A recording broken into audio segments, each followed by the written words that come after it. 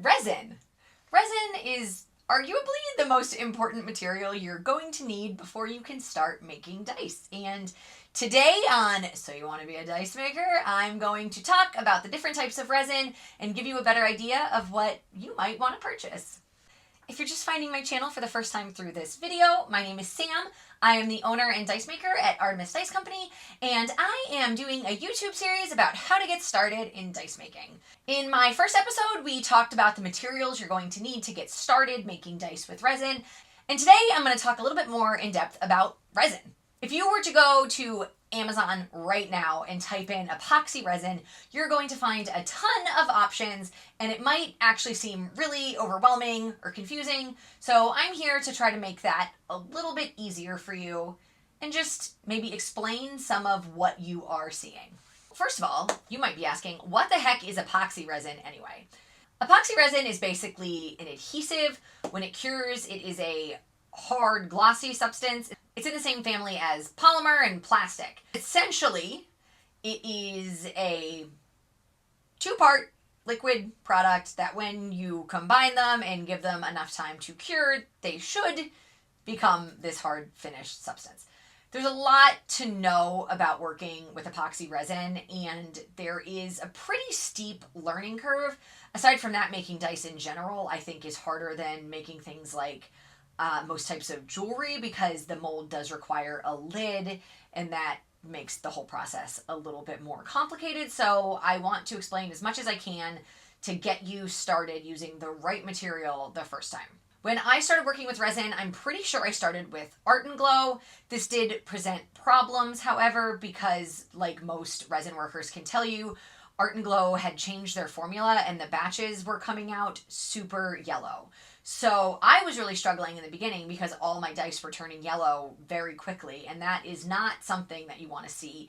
Epoxy resin can turn yellow, especially if you set it in high heat or direct sunlight, but otherwise it shouldn't turn noticeably yellow, and especially not as quickly as that was happening. So I have steered away from Art and Glow ever since, even though I have heard that they have changed their formula back. Maybe on this channel someday we can explore Art and Glow again together. There are lots of different varieties of epoxy resin in terms of like how they can be mixed. For example, I use a 1-to-1 ratio across all resins that I use, but there are 2-to-1 ratios. Most of them are by volume and not by weight, but this is all really important stuff that you're going to want to check, preferably before you order the product, so you know what you're getting into. Though I don't use any 2-to-1 ratio resins, I have heard that 2-to-1 can be a little more forgiving with the actual measurements. 1-to-1 is pretty strict. You want to make sure that what you pour in your mixing cup is exactly a 1-to-1 ratio. I actually bought those mixing cups that I showed you in the first episode that have dark black lines on them because I find it's much easier to make sure I'm pouring the correct ratios with that. There are lots of silicone mixing cups that have just kind of clear lines. I personally find them harder to read, but if you don't, that is fine.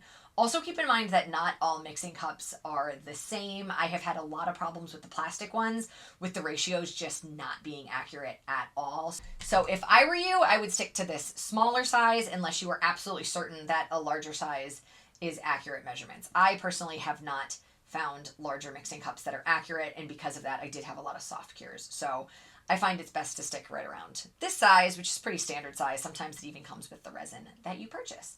Now, let's talk about resin brands. This is the main resin I use. This is actually smaller size than I normally get, but I was trying some new stuff out, and that's why I got a smaller size. I think it's called Paduo. I'm sure I'm saying that wrong. You can find this on Amazon. This was one of the first resins I found after I abandoned Art and Glow, and I stuck with it because I just love it. I have had zero problems with yellowing for the entire 2 years that I've been using this product, and I do have dice from my early dice making days that I made with this resin that I either just never sold for flaws or because I kept them for myself, and they are still not yellow. I find this resin gets really, really super hard, and it cures pretty quickly. The cure time on the info packet, I believe, is 8 hours. That's still going to be a soft cure. I normally don't demold these for at least 15 hours, and if it's colder, I'm going to wait a full 24 hours. But I do like that it's got that 8-hour cure time because especially like in the summer when it's hot, I can demold a little more quickly, and that's great. Any of the resins that say a full 24 hours to demold, a lot of times I'm waiting 36 hours to demold them. So keep that in mind. The longer the cure time, the longer it's going to take before you can demold them. But even still, if you're going to try to demold right at that 8-hour mark or 15-hour mark or whatever the resin is telling you, it might still be wise to wear gloves because they really are not fully cured for 3 days. However, with Peduo, I do find that they are normally nice and hard well before 3 days, which is great. Other than the cure time and whether or not your resin of choice resists yellowing, what other things do you need to know before purchasing a resin?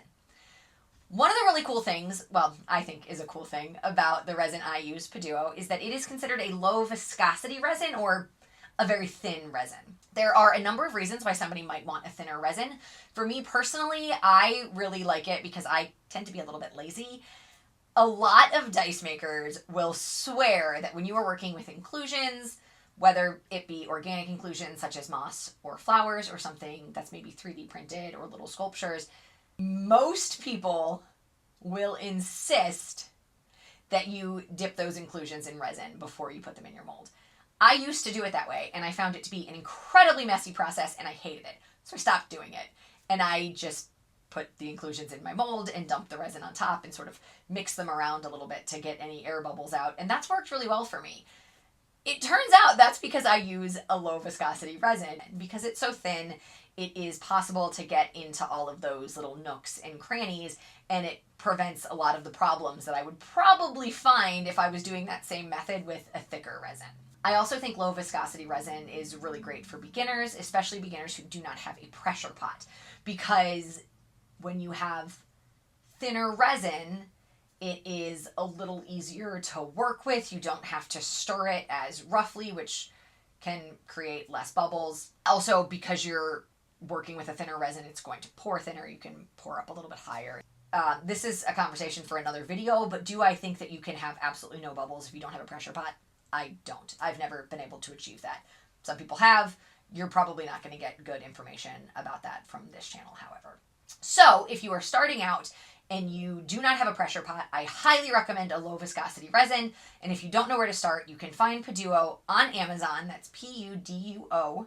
And they have all sorts of various sizes if you want to start with just like a little trial size. That is a really great resin for beginners. Now, why might you not want a low viscosity resin?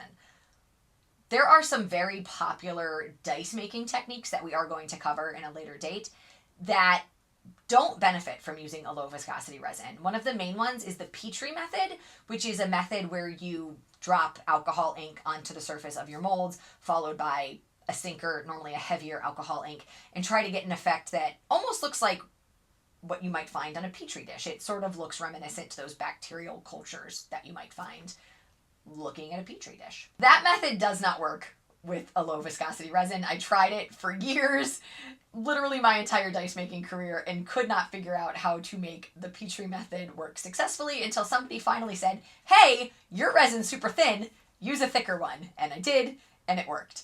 The other popular technique that is not going to work as well with a low viscosity resin is dirty pours.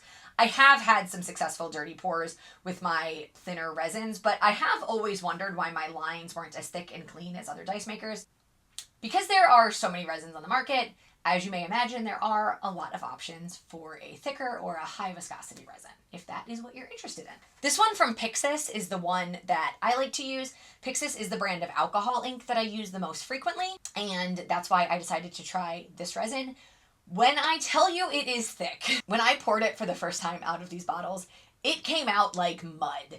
This is so much thicker than the resin I am used to working with, but that was the point.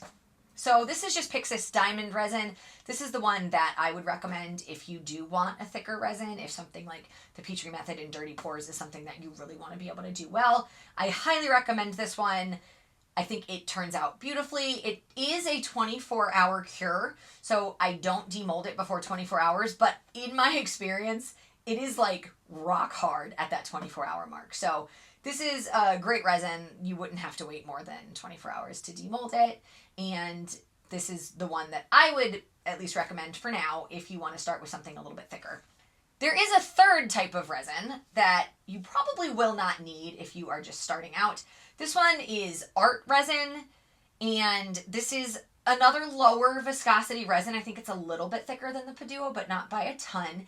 And this one is specifically recommended for deep pours. So a lot of people who are making really large items with resin might want a deep pour resin. It's going to be less cloudy. A lot of times you won't need as much of it. Basically, when resin cures, there's shrinkage that can happen. And in any of the info sheets that come with all of these resins, it should actually tell you what the shrinkage rate is. But this one's a little bit lower. So when you're working with a really big mold and it's curing, you're going to lose more resin to shrinkage. So you're going to want a lower shrinkage rate to help prevent that. So that's the other thing a deep pour resin does. I personally am not loving this resin. The last couple bigger pours I've done have been really bubbly. I don't know if it's the resin or if it's something I'm doing wrong. So take this with a grain of salt. It is a beautiful resin. It cures crystal clear and rock hard. But again, none of the techniques we're going to be going over at this level, sort of the beginner intermediate level, are going to require the use of a deep pour resin. And they do tend to be more expensive. So I don't think you'll need it unless this is something you're ready to explore. Even if you want to make like 30 millimeter D20 chunks to get started, you really don't need a deep pour resin. I don't even always use a deep pour resin for my 40 millimeter chunks. So you can easily get away with using one of the other two resins I've recommended. Now, of course, there are lots of other resins on the market, and just because I haven't tried them all does not mean they're not good. Another one I can recommend is Alumilite. Alumilite was another resin that seemed to be thinner or lower viscosity, and it did have a pretty low shrinkage rate. So that is another really good thing about Alumilite, if that is the way you want to go. And I have posted Amazon affiliate links down below in the info. If you are interested in any of these resins, you can just find them on those links. And feel free to choose any of the ones that strikes your fancy. Just because I didn't mention it does not mean it's not a good resin, but hopefully the information I have given you will help you make a more informed choice and know sort of what to look for in terms of thickness, cure time, ratio. It's not going to probably mention yellowing in the listing, but in general, cure time, shrinkage rate, and ratio 1:1, 2:1. Those are all going to be really important things to consider for what's going to work best for you when you are working with your resin. So just keep those things in mind when you shop. One more note about resin before we leave this video. I know I mentioned it briefly in the first video, but you are going to find in almost every resin that you buy, it's going to say that it is non-toxic. They can get away with saying that because resin is non-toxic once it is fully cured. Before it is cured, resin is toxic. It is not safe to be around without a mask and gloves. The only reason I'm not wearing gloves today is because I thoroughly wiped down all of these bottles before I touched them to make sure they were free of any excess resin drips. Even if you're just handling your resin bottle, it's a good idea to have gloves on. Disposing of resin is also something that you're going to need to be cognizant of, since uncured resin is toxic. You can't just go dump it outside in your backyard. That is terrible for the environment. So any remaining resin that you have in your resin bottles that you don't use, a lot of times you're going to end up with extra hardener, for example, or any projects you have that soft cure, and just any issues that you have when you are left with uncured resin. You need to find wherever you dispose of toxic chemicals in your area. This is normally going to be a hazardous waste facility, but you can Google it. It might be a little bit different depending on where you live. So please make sure you are doing the environment and yourself and those around you a favor by disposing of unused resin properly. It cannot just go in the garbage. All right, that is it from me today. When next we meet, we're going to be talking about molds. I'm going to do a little review of some of the molds I have bought from various mold makers on Etsy, and we're going to talk about what my favorites are, things that I like, things that work well, things that maybe don't work as well in certain molds. And I'm just going to give you some recommendations of where you can get started if you are shopping for molds. As always, if you have any questions, please leave them down below in the comments, and I will try to answer as many as I can. If you like this video, please go ahead and give it a like, and also subscribe if you want to see more videos like this, because I'm going to be doing this all month long. Thanks for coming along on this journey with me.